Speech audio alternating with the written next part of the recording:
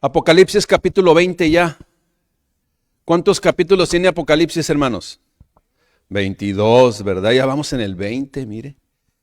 Y hoy vamos a compartir con ustedes los 15 versículos que vienen en el capítulo 20. Esta es la sesión número 30 que le titulamos El Reino Milenial.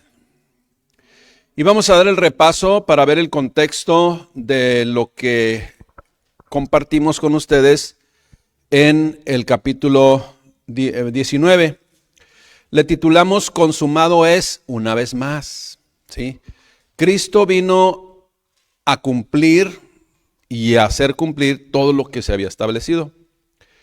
Y una vez más el Señor Dios en esta nueva tiempo, dispensación, momento, historia, pues está consumando lo que Él dijo en su palabra, ¿sí? Y como siempre hemos dicho, con bastante anticipación, de tal forma que nadie va a poder decir, es que no sabía. Entonces todos lo sabemos, hermanos.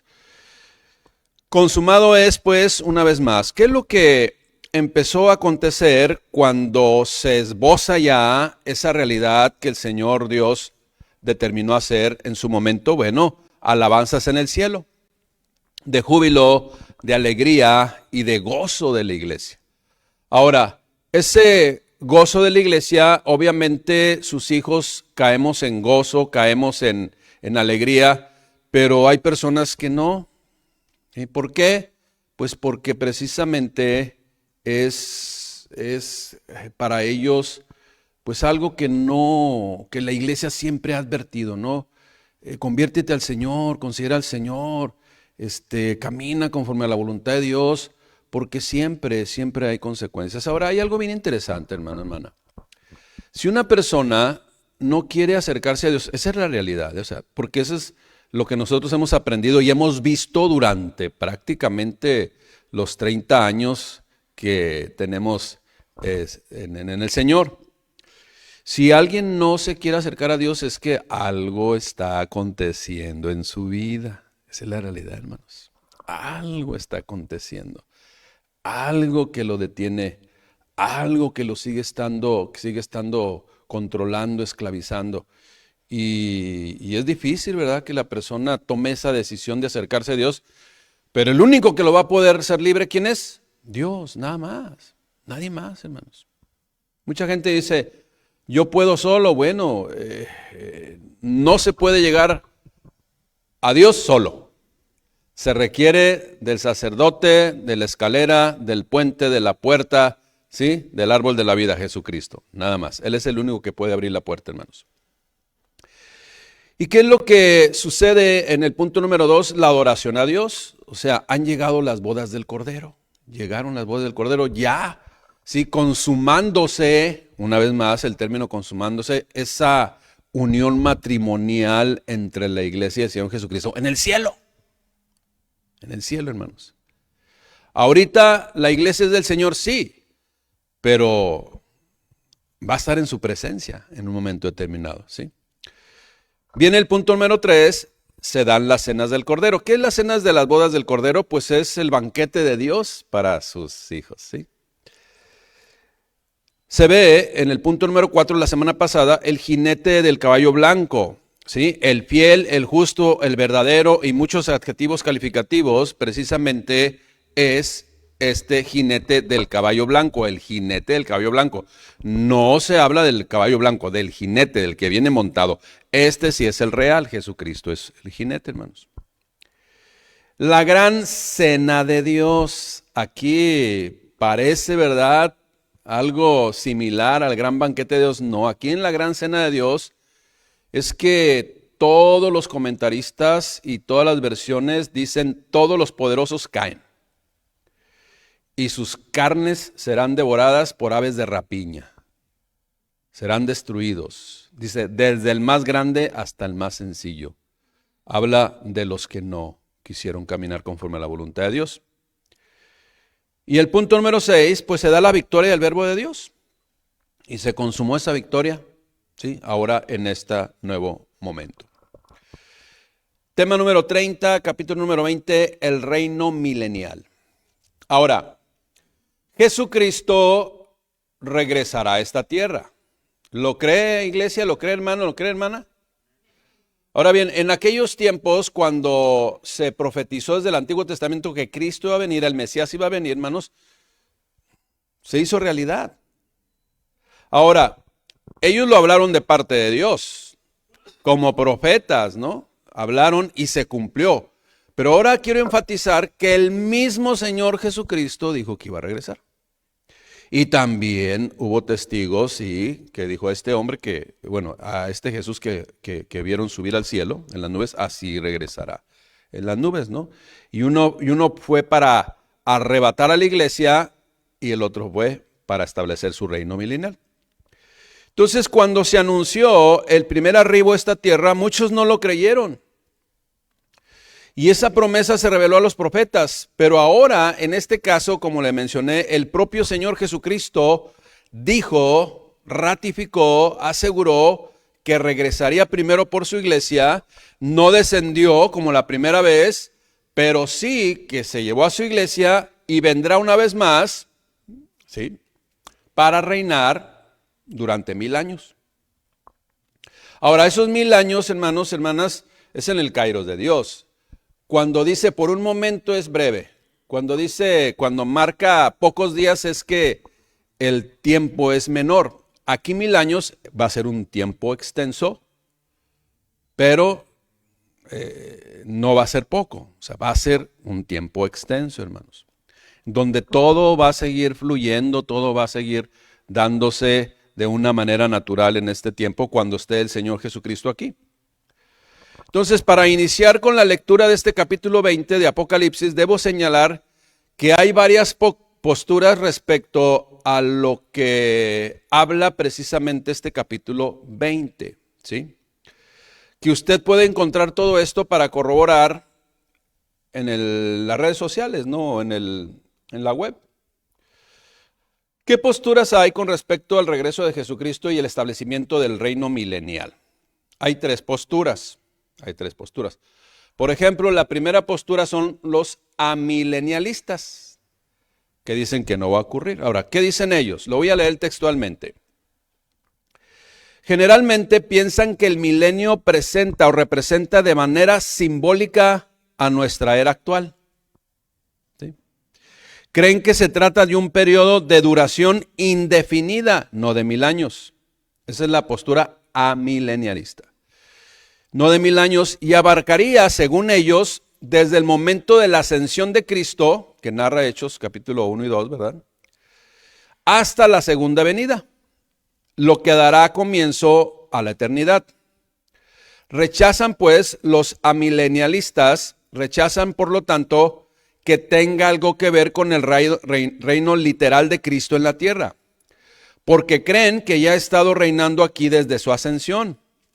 El pasaje anterior en el que se anunciaba la venida de Cristo a este mundo es interpretado por ellos como una recapitulación de todo lo acontecido en la era cristiana, porque según ellos Cristo no volverá hasta después de este reino, del que el reino celestial milenial, de este reino celestial milenial. Piensan que Satanás fue atado en la primera venida de Cristo y que así sigue en la actualidad atado. Aquí es donde viene pues algo que dices, es incorrecto esa postura, ¿no? Entonces piensan que Satanás fue atado en la primera venida de Cristo y que sigue así en la actualidad, resultando imposible engañar al mundo como lo hacía antes. Interpretan también que los creyentes ya están reinando con Cristo en los lugares celestiales, no en este mundo. Consideran que la primera resurrección se refiere al nuevo nacimiento del creyente. Asimismo, las naciones a las que Satanás no ha logrado engañar piensan que son la iglesia. También enseñan que todas las promesas hechas a Israel en el Antiguo Testamento acerca de un reino terrenal se están cumpliendo espiritualmente en la iglesia en el tiempo presente. Creen también que por un breve tiempo antes de la segunda venida de Cristo a Satanás se le otorgará más libertad para actuar. Ahora, se considera que fue Agustín de Hipona el primer teólogo de cierta reputación que adoptó dicha postura. Seguramente fue influido por la hermenéutica alegórica. Más tarde sus puntos de vista fueron adoptados por la Iglesia Católica y después, con algunas variaciones, por algunos líderes de la Reforma Protestante.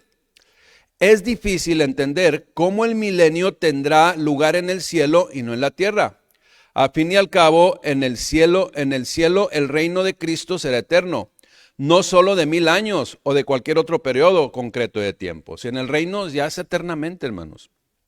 Entonces, algo aquí que se contradice, pues es que dice que el enemigo ahorita no está engañando a nadie. Pues imagínense nada más.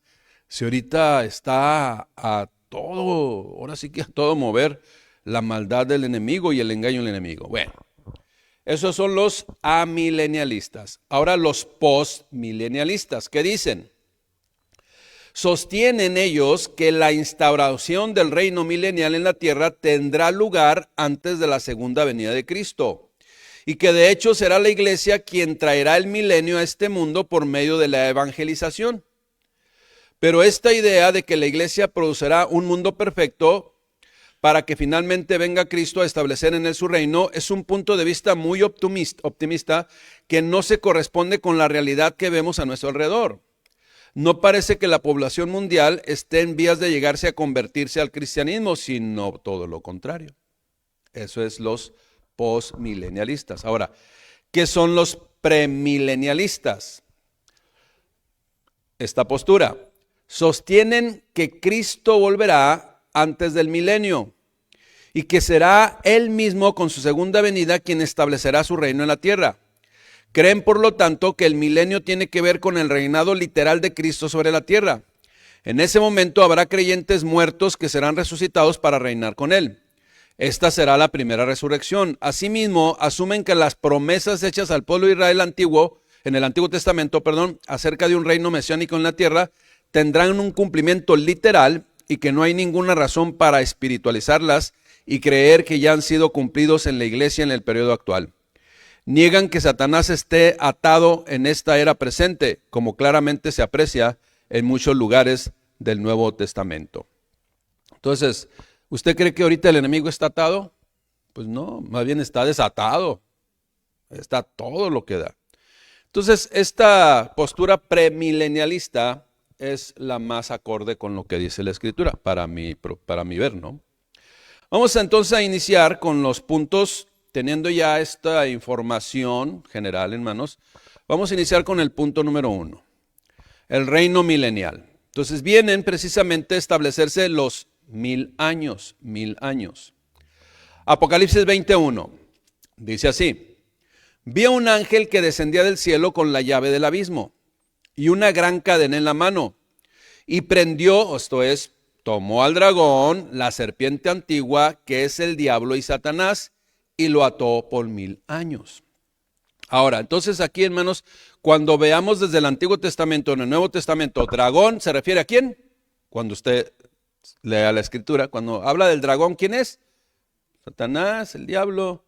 La serpiente antigua, ¿quién es? El mismo, ¿sí? Que es el diablo Satanás y lo ató por 1000 años. Ahora también es el alias el chanclas también, ¿verdad? Alias el chanclas, hermano. Y prendió al dragón, la serpiente antigua, y lo ató por 1000 años. Y lo arrojó al abismo y lo encerró y puso su sello sobre él para que no engañase más a las naciones hasta que pues fuesen cumplidos 1000 años. Y después de esto debe ser desatado por un poco de tiempo. Ahí es donde muchas personas dicen, pero ¿por qué va a ser desatado por un poco de tiempo? Tiene un propósito. Cuando lleguemos a ese punto se los voy a explicar. Pero viene ahora, lo que vemos aquí, hermanos, es que el ángel que viene con toda autoridad de parte de Dios, con una cadena, o sea, no batalla, ¿se fijan? Simplemente viene a lo que viene, lo lleva a cabo y listo. Y ni siquiera hay resistencia. ¿Por qué? Porque trae la autoridad de Dios. Por eso dice la Escritura, sométete a Dios. Resiste al diablo, sométete a Dios y éste huirá de vosotros. Entonces, hermanos, pero eso es cuando verdaderamente nos tomamos de la mano de Dios, le creemos a Dios y vivimos en esas promesas y en esa realidad. Ahora, la decisión de Dios es inapelable y es irresistible y nadie se puede poner en contra de ella. Nadie puede resistir, pues, o se puede resistir a lo que ha determinado hacer. Como vemos aquí, ni aun el engañador de las naciones, el cual es encadenado y arrojado al abismo, el cual es una cárcel espiritual. Y lo metieron rápidamente, hermanos. Usted y yo no leemos que hubo, pues se empezó a luchar, empezó a forcejear, nada. Simplemente el ángel que tenía autoridad de parte de Dios hizo lo que tenía que hacer y se acabó. Ahora, algo muy interesante a comentar es lo siguiente. Acuérdese, va a estar reinando el Señor Jesucristo 1000 años en esta tierra, ¿sí? Ahora, esas preguntas o algo muy interesante que debemos hacernos es, por ejemplo, ¿quién o quiénes estarán durante este tiempo junto con Jesucristo en la tierra? ¿Quiénes van a estar junto con Jesucristo en la tierra? No olvidemos, y todo esto empieza a tomar mucha relevancia, hermanos, ¿eh? No olvidemos que el rapto, el arrebatamiento ya aconteció, ya sucedió, ¿sí? Y que la vida en esta tierra siguió, pero ya sin la iglesia. Amén. Ahora, ¿cómo lo narra la Escritura? Dice que con voz de mando, con trompeta, con voz de arcángel y con trompeta de Dios, dice que primero los muertos en Cristo resucitarán y luego los que vivimos seremos, ¿qué? Encontrados con Jesús en las nubes. Ese fue el rapto. Ese fue cuando vino y tomó la iglesia, ¿sí? El arrebatamiento. Ya sucedió. Ahora, ¿de dónde tomó Dios esos que habían fallecido en Cristo? De todas partes, de todas partes. O sea, ahí no hubo los que están aquí, los que están allá. Todos los que murieron en Cristo y todos los que estaban vivos fueron arrebatados al cielo. Amén. Todos absolutamente. Bueno. ¿O usted cree que nomás algunos? No, hermanos, todos los que murieron en Cristo. ¿Sí? En el Antiguo Testamento, los que creyeron en Dios y guardaron la ley, que estaban en esa dispensación. ¿Ok? Bien. Entonces,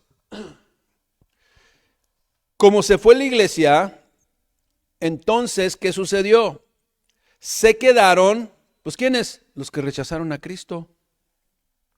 Pero en este tiempo, con gran padecimientos, los que rechazaron a Cristo y que se quedaron, algunos sí se convertirán. No olvidemos también que están 144,000 judíos predicando por toda la tierra, ¿sí? Y que ellos no serán tocados porque están salvaguardados por el Señor Dios. O sea que el Señor Dios es su bodyguard, es su guardaespaldas, ¿eh? Y nadie ni nada les va a hacer daño. No podrán porque Dios es el que les protege. Entonces, ¿quiénes están aquí? Los que se quedaron, los que no se convirtieron, los que siempre estuvieron en contra del Señor. Y también los 144,000 aún están cumpliendo su propósito. Sin embargo, ¿sí? Aún no va a desaparecer esta tierra como la vemos hoy. No ha desaparecido. Más adelante se narra eso. Gentes, pues, habrá gentes que van a estar habitando en esta tierra. Amén. Entonces, cuando venga el milenio, cuando venga Cristo, ahora sí, no en las nubes, sino en la tierra, van a estar al menos 4 diferentes tipos de personas. La primera tipo de persona. Fíjese, el primer grupo. Sin distinción de raza, lengua o nación, aquellos que fueron raptados, tomados de todo lugar de la tierra, que son creyentes, que confesaron a Jesucristo como su Señor y Salvador, y no solamente lo confesaron, vivieron confesándolo toda su vida, ¿sí?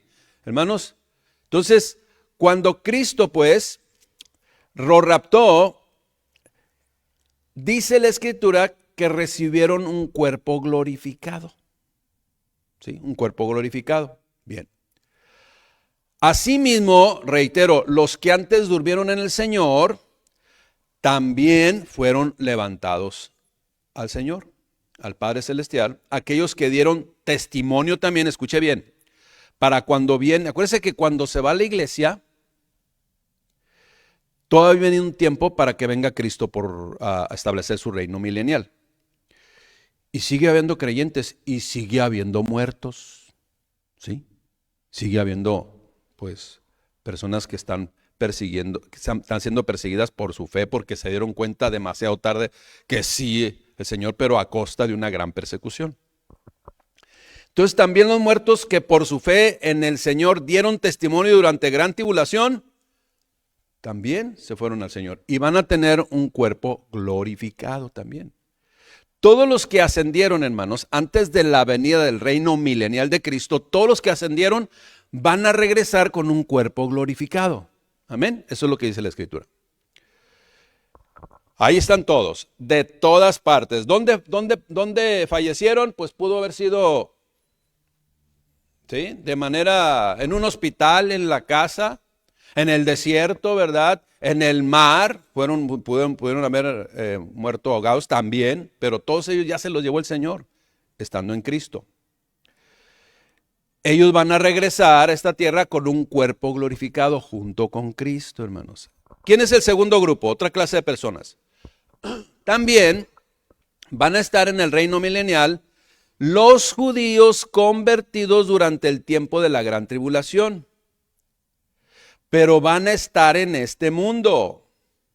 Van a estar siendo perseguidos, pero acuérdense que ya los que fallecieron, los que, ¿sí?, lastimaron, pues ya se fueron, ¿no? Pero los que se quedaron aquí cuando viene el Señor Jesucristo y que están creyendo en Él, hermanos, van a estar en este mundo también en el tiempo del reinado milenial, pero no con un cuerpo glorificado. Ellos con un cuerpo físico normal, ¿sí? Porque ellos no ascendieron. ¿Sí lo estamos captando? Bueno. Ellos fueron los que dieron testimonio durante gran tribulación, pero no van a tener cuerpo glorificado. Bueno. El tercer grupo de personas, otro tipo de personas, será compuesto por gentiles que vendrán a la fe. También durante este tiempo, cuando venga Cristo, estará gente en la tierra. Judíos, gentiles también convertidos, pero no van a tener un cuerpo glorificado. Estamos claros, ¿no? ¿Por qué? Porque ellos, cuando viene el reino milenial, aquí se establecieron. Ahora bien, el ambiente en la tierra, principalmente para los del cuerpo glorificado y los que se convirtieron, tanto judíos como gentiles, prácticamente se va a estar viviendo pues algo parecido al Edén, ¿no?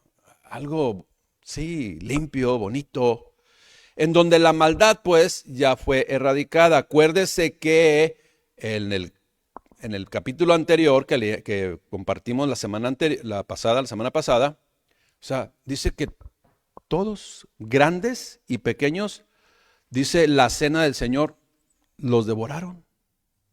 ¿Sí? Los devoraron, hermanos. El cuarto grupo, y aquí es donde viene algo bien interesante. El cuarto grupo que va a estar aquí en la tierra, ¿cuántos años va a reinar Cristo? Ahora, 1000 años, literalmente no, pero es por un gran tiempo. ¿Sí? Un gran tiempo. Cuando dice 1000 años es un gran tiempo. Ahora, en ese gran tiempo, pues va a haber, acuérdense que va a haber gente con cuerpo glorificado, pero va a haber gente que no tiene cuerpo glorificado, que va a estar en su cuerpo físico como ahorita, ¿no? Y esos en su cuerpo físico como ahorita, pues van a tener descendencia. Como usted y yo sabemos que cuando el pueblo de Dios estuvo en el desierto, dice y da testimonio en la Escritura que solamente Josué y Caleb llegaron. Ahora, ¿nada más llegaron Josué y Caleb? No, de los que salieron originalmente, solamente llegaron Josué y Caleb. Pero en 40 años se multiplicaron. Imagínense en 1000 años. Un periodo enorme de tiempo. 1000 años dice, gran periodo de tiempo. ¿Cuántas generaciones no van a tener? Entonces, va a haber gente, va a haber personas que los que no van a tener cuerpo glorificado, que van a tener descendientes. Como le digo, en el Éxodo muchos nacieron en el transcurso de esos 40 años. Ahora son mucho más años, por lo tanto también habrá descendencia. ¿Sí? Con la anotación que muchos de ellos, de esos descendientes, negarán la fe. ¿Ok? Muchos descendientes negarán la fe. Bien. Punto número 2. Entonces ya estamos, hermanos, ¿no? Viene Cristo, 4 tipos de personas, los que descienden, que ya murieron en el Señor, donde quiera que estuvieron, ascendieron y regresan junto con Cristo en cuerpo glorificado. Y los que están aquí, judíos, gentiles, los 144,000 que están predicando el evangelio, otros que se convirtieron pero están vivos, y los descendientes de los que sí tienen cuerpo físico. Bueno, hasta utilicemos el sentido común, hermanos. Punto número 2, autoridad para juzgar. Entonces viene el juicio. Apocalipsis 24. Y vi tronos y se sentaron sobre ellos los que recibieron facultad de juzgar. Y vi las almas de los decapitados por causa del testimonio de Jesús y por la palabra de Dios, los que no habían adorado a la bestia ni a su imagen y que no recibieron la marca en sus frentes ni en sus manos, y vivieron y reinaron con Cristo pues esos 1000 años. Ahora, acuérdense que el apóstol Juan está describiendo todo lo que el Señor Dios le está marcando, le está mostrando, ¿no?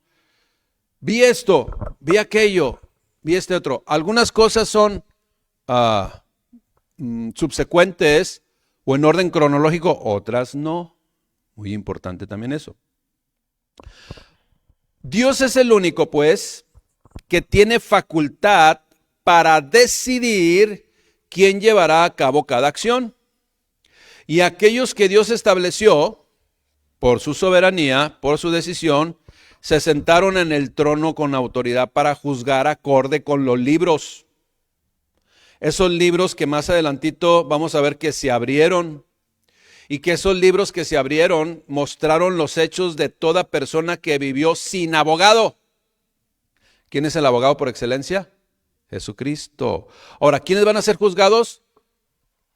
Los que murieron en su maldad. Esa es la realidad, hermanos. Pero ¿cuándo van a ser juzgados? Acuérdense cuando ya no estén aquí. ¿Sí? Que es la segunda muerte. ¿Okay? Física. Espiritual. Totalmente. Física y espiritual. Entonces Dios es el único que tiene autoridad. Él eligió quien se sentó en el trono para juzgar acorde con los libros que se abrirán y que mostrarán los hechos de toda persona que vivió sin abogado y sin seguro. Y su veredicto, pues se fundamentará en esos libros que se van a abrir. Ahora, ¿qué significa que abrieron los libros? ¿Qué se van a ver en esos libros? Los hechos de las personas. Ahora, ¿cuántos damos gracias a Dios que usted y yo, aunque estábamos en esos hechos de esos libros, como llegó nuestro abogado, nuestro defensor, nuestro seguro, nuestro salvador, hermanos, dice que Él anuló el acta de los decretos que estaban en contra de nosotros? ¿Sí? O sea, no es que seamos perfectos, iglesia, sino que estamos abrazados al Señor y Él es el que quitó y borró lo de esos libros. Por lo tanto, los hijos de Dios no entrarán en ese juicio. ¿Quiénes son los que serán juzgados? Ahora, ¿por qué se abren los libros? Hermanos, porque son las pruebas fehacientes, palpables, comprobables, justas, ¿sí? Que va a presentar Dios para que la gente diga no. Y yo pienso que en esas pruebas van a decir, mira, te compartió el hermanito, te compartió la hermanita y lo rechazaste. Inclusive hasta dijiste cosas incorrectas de la persona, ¿no? Y hasta quién sabe qué planes estabas dando para dañarlo y qué sé yo. ¿Cómo le hiciste la vida de cuadritos en el trabajo? ¿Yo? Pues ahí está. Hermanos, para eso se van a abrir los libros.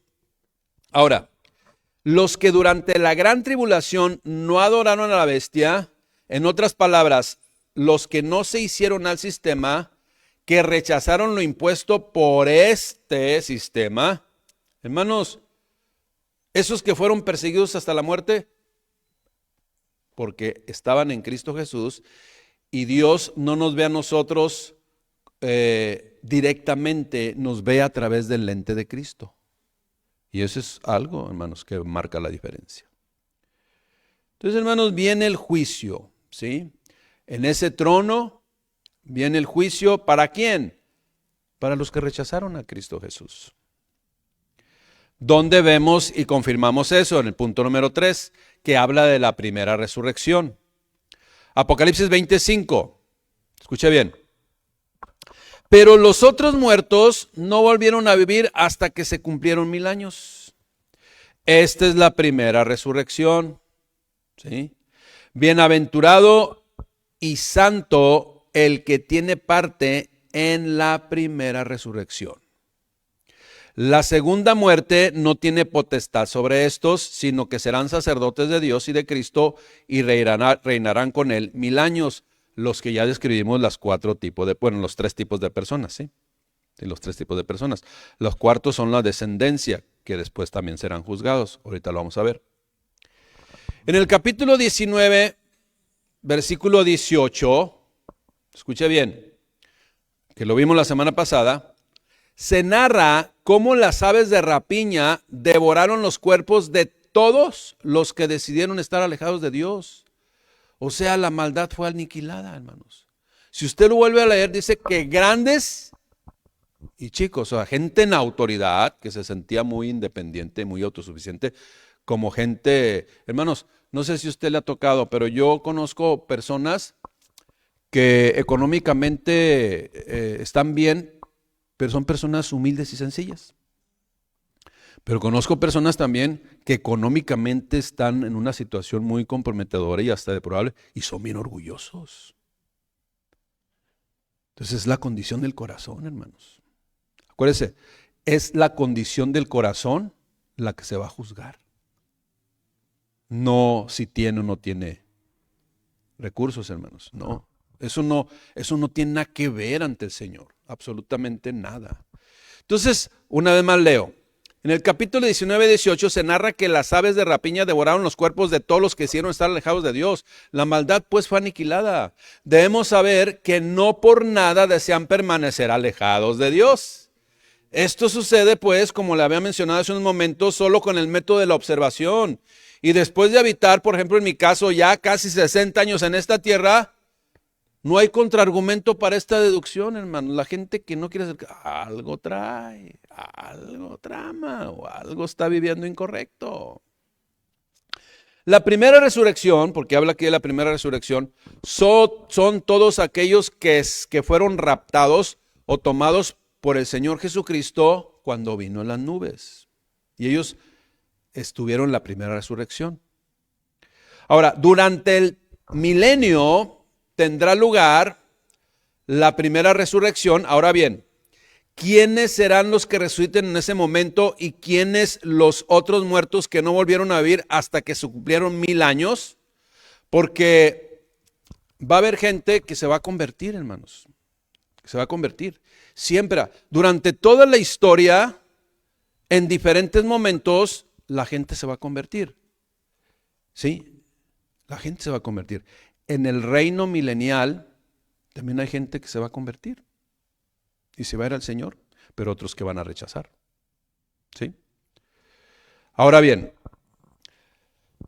hermanos,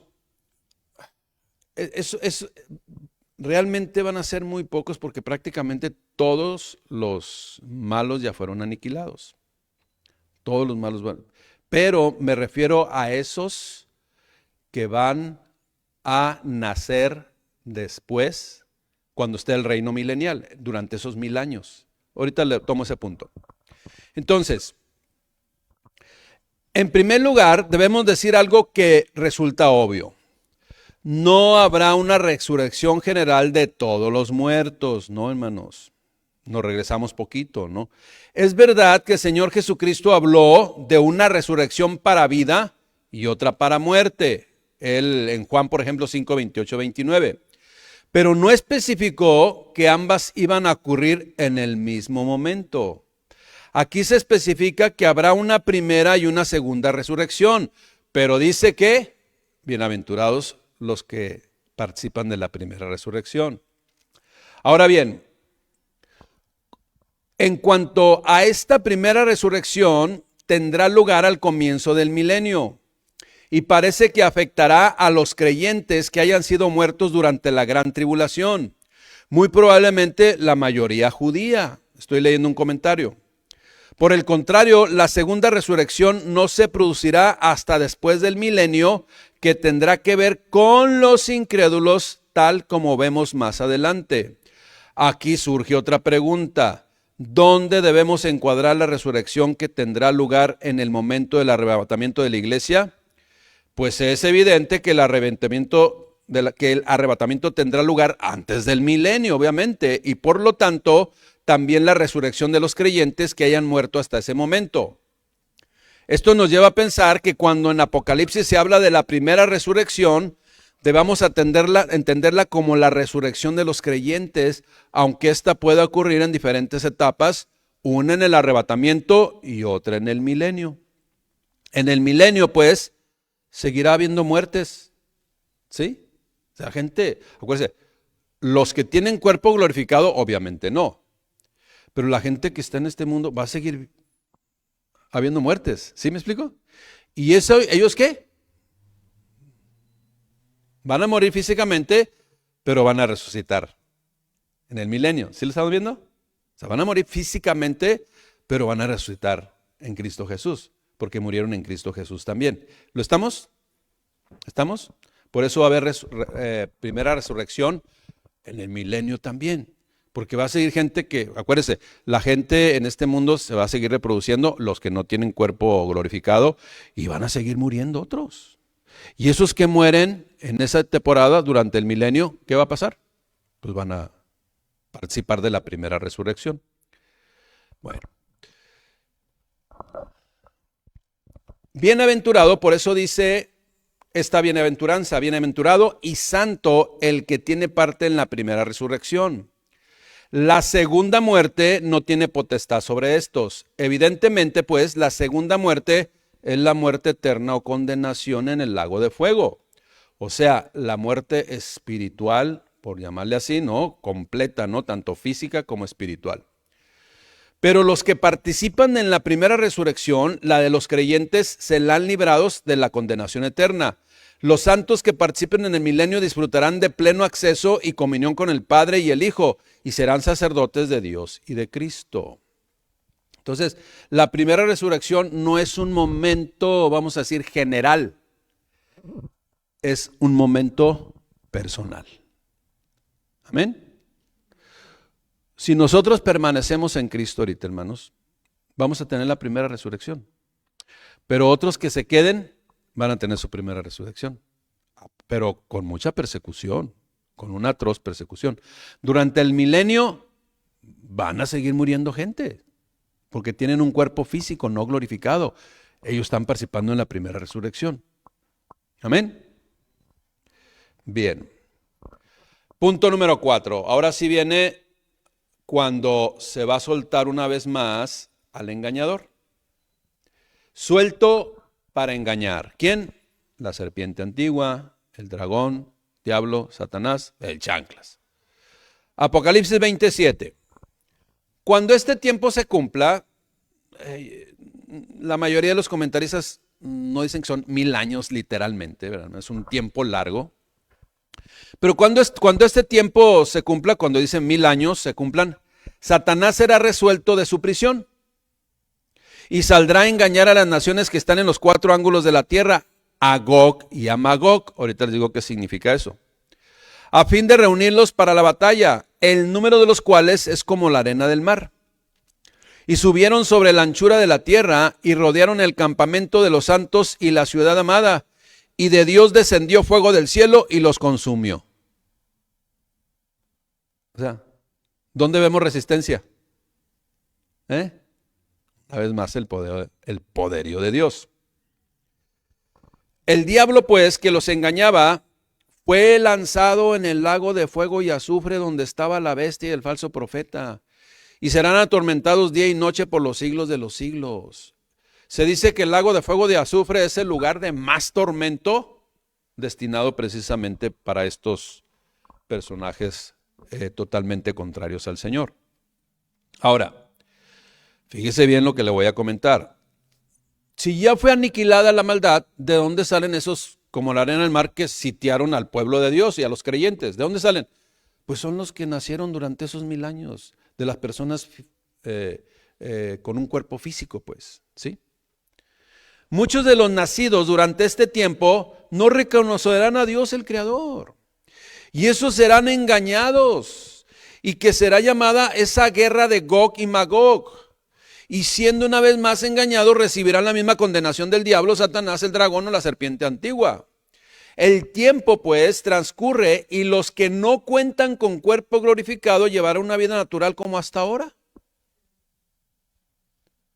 Y algunos, van a tener descendencia durante todo este tiempo, hermanos. Pues.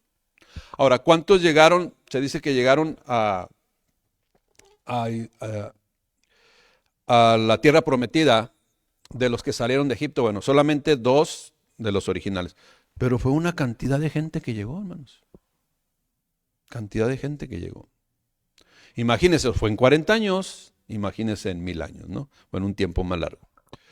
Voy a leer la traducción lenguaje actual para que usted empiece a ver más claramente lo que está diciendo la Escritura. Dice, cuando se cumplan los 1000 años, Satanás será liberado de su prisión y saldrá a engañar a los países de Gog y Magog, que representan a todos los países del mundo.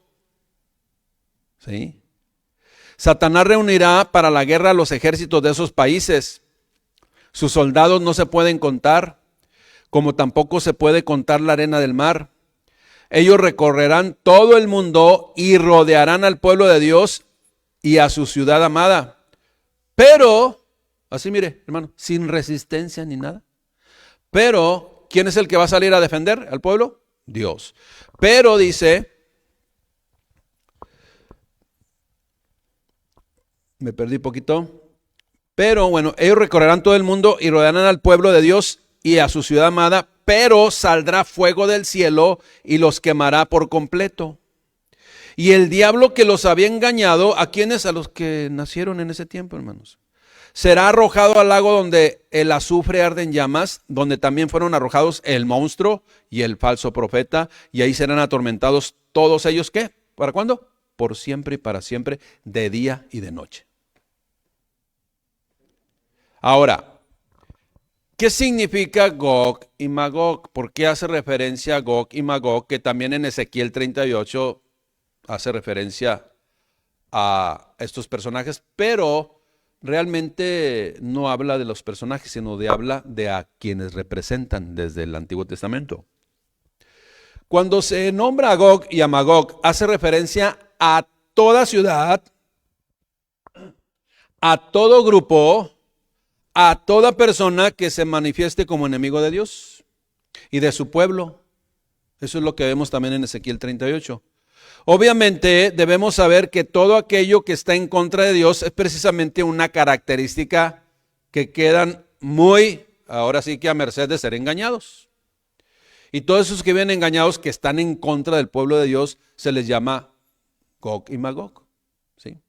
Pueblos contrarios a Dios, enemigos de Dios. Ahora bien, como lo podemos leer en las 2 versiones que leí, Reina Valera y Traducción Lenguaje Actual, se narra cómo tardan más en organizarse y en llevar a cabo todos sus planes liderados por Satanás que en recibir el castigo del enemigo. ¿Sí? Ahí lo estamos leyendo, hermanos. ¿Sí? Así como el ángel con la cadena, que recibir el castigo de Dios a sus enemigos. ¿Sí? Creo que por ahí dije la frase mal. Entonces, tardaron más en organizarse, en empezar ahí a ver cómo le hacemos y vamos a rodearlos y fueron aniquilados, hermanos. Tardaron más los enemigos de Dios en organizarse que en Dios cumplir sus propósitos, ¿no? Así como el ángel con la cadena, ¿verdad? Solo llevó a cabo la encomienda de Dios y ahora una vez más vemos cómo en un solo momento es echado en el lago de fuego, ¿sí? De azufre y de fuego, el enemigo. Esa zona del infierno guardada pues para el diablo, la bestia y el falso profeta. Ahora muchos se preguntan, ¿por qué soltar a Satanás por un poco de tiempo? Bueno, La respuesta es simple y sencilla, hermanos. Número 1, confirma su maldad. O sea, lo meten a la cárcel, por llamarle así, ¿no? Lo meten a la cárcel y no se regeneró. Al contrario, se hizo más mañoso. O sea, lo metieron a la cárcel y no... O sea, confirmar el justo juicio de Dios.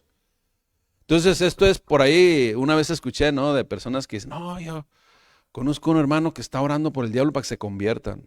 Ay, bueno, pues aquí ya está.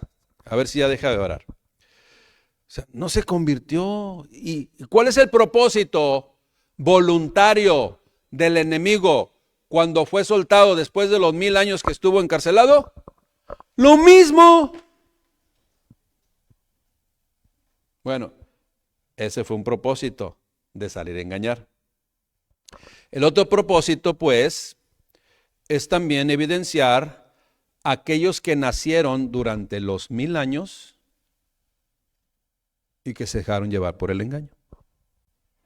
Porque acuérdense que nacieron unos, no se convirtieron, unos nacieron y tuvieron esa voluntad de ser libre albedrío, porque fueron físicamente, o sea, acuérdense que ellos no tenían cuerpo glorificado. Ellos, como todo ser humano, y algunos sí, caminaron el Señor, otros no, pues ellos tenían que ser engañados y juzgados también. A eso vino el diablo, a llevarse, ahora sí que a recoger la última basofia, ¿no? Esa es la realidad, hermanos. A eso fue. Ya había resurgido pues la cizaña y había que cegarla, pero con pruebas confirmadas. Estaban haciendo maldad, hermanos. Punto número 5. Viene otra vez más mencionado el juicio ante el gran trono blanco. Apocalipsis 20:11 al 12.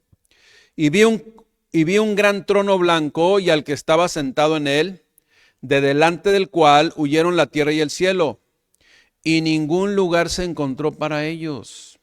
Ahora, ¿qué significa la tierra y el cielo?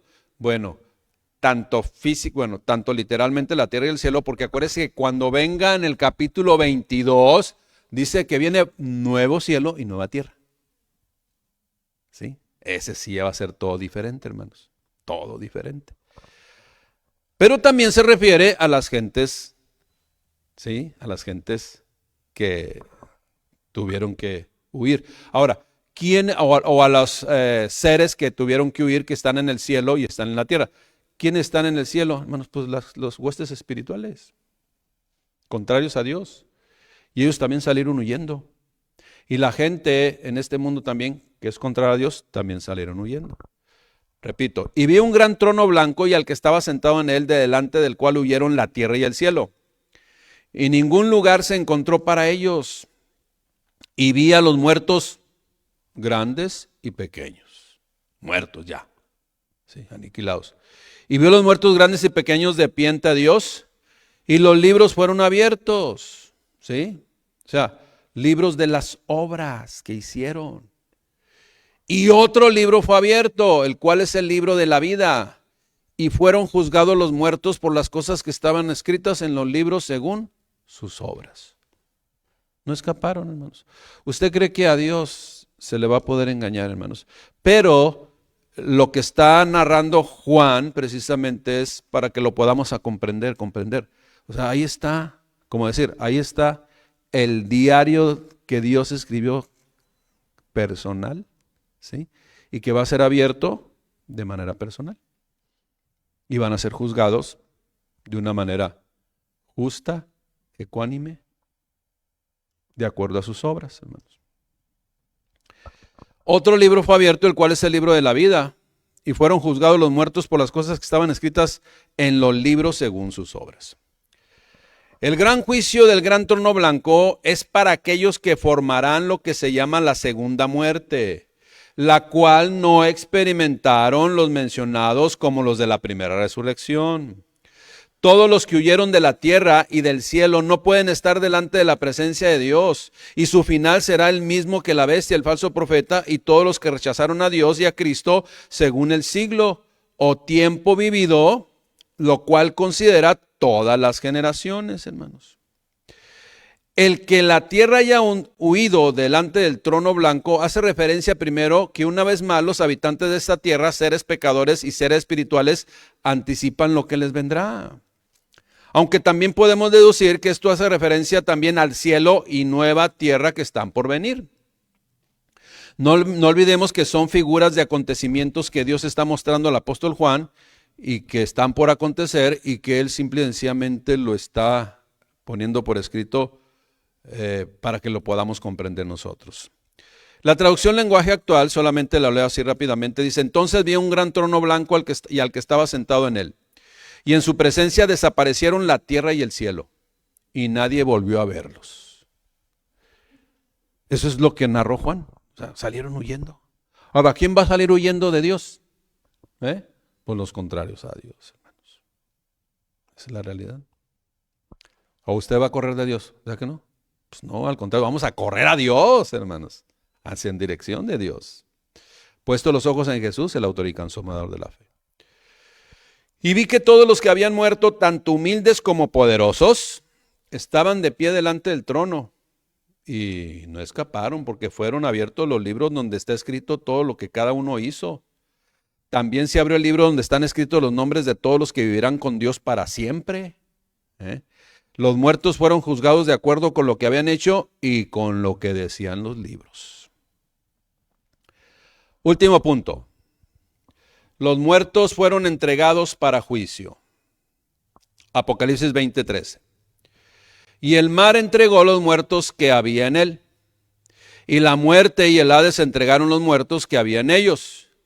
Y fueron juzgados cada uno según sus obras. Y la muerte y el Hades, que es lugar de los muertos, sí, hermanos, sí, fueron lanzados al lago de fuego. Esta es la segunda muerte que ya se narró anteriormente. Y que no se halló inscrito en el libro de la vida fue, y todo aquel que no se halló inscrito en el libro de la vida fue lanzado al lago de fuego. Voy a leerlo en la traducción lenguaje actual, una vez más.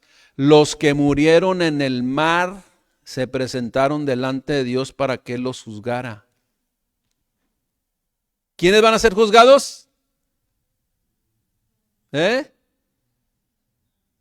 Los malos, hermanos. Los que no tuvieron como su abogado a Jesucristo, que borró. Todos los demás que ya habían muerto y que estaban en el mar, ellos fueron raptados. Ellos fueron llevados. Aquí solamente está hablando de aquellos que no fueron la primera resurrección, sino la segunda muerte. Escuche bien. Los que murieron en el mar, pero que no fueron raptados porque no fueron creyentes, ¿sí? Pensaban que se iban a escapar, ¿no? Los que murieron en el mar se presentaron delante de Dios para que Él los juzgara. Y lo mismo hicieron los que estaban en el reino de la muerte. Todos los muertos fueron juzgados de acuerdo con lo que habían hecho. Luego la muerte y el reino de la muerte fueron lanzados al lago de fuego.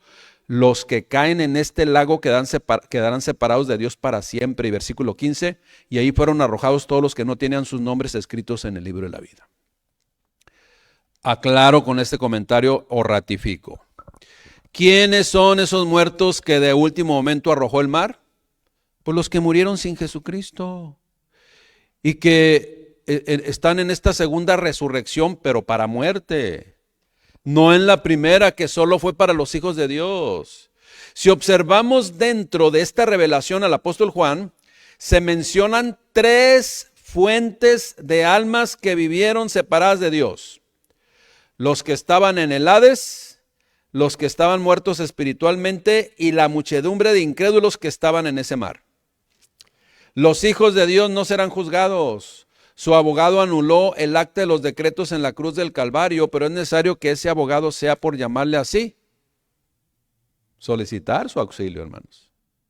¿Cuándo solicitamos el auxilio del abogado para que anule el acta de los decretos? Cuando entregamos verdaderamente y genuinamente nuestro corazón a Él, hermanos. Y Él empieza a obrar en favor de nosotros. Entonces, ¿quiénes son esos muertos que arrojó el mar? Bueno, si se fijan, son 3. Los muertos que arrojó el mar, el Hades y la muerte.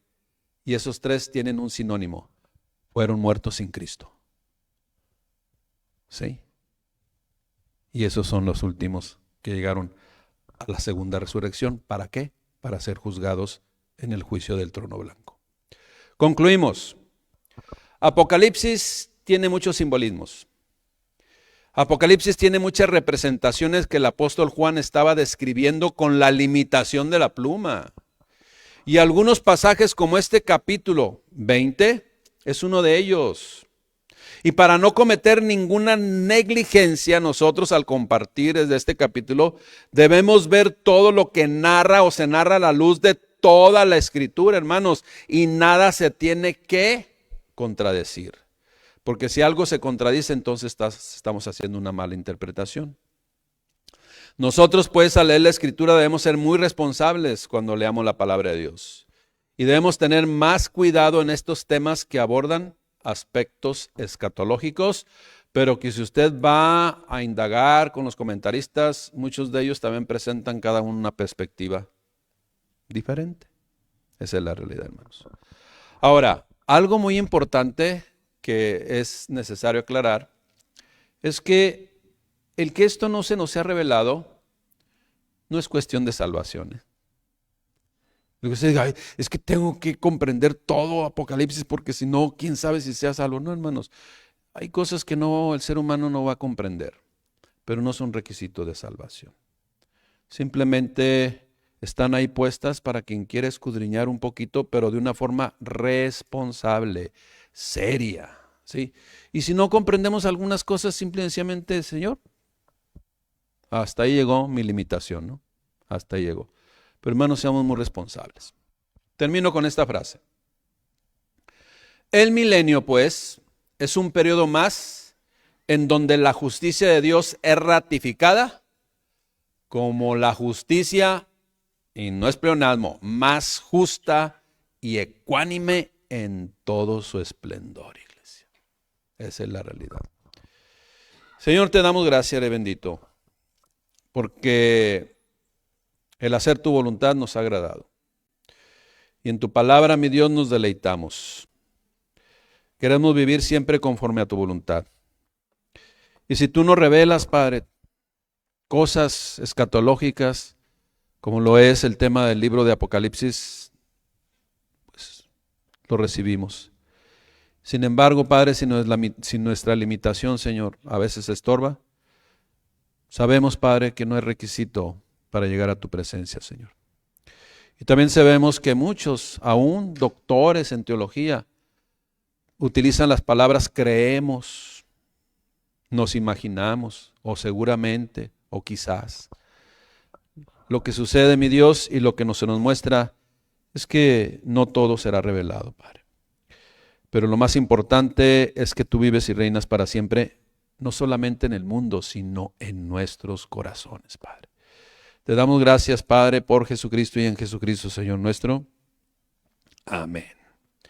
Así es de que si el Hijo le libertare, seréis verdaderamente libres y borradas todas nuestras iniquidades. Amén. Damos gracias a Dios. Que Dios les bendiga, hermanos.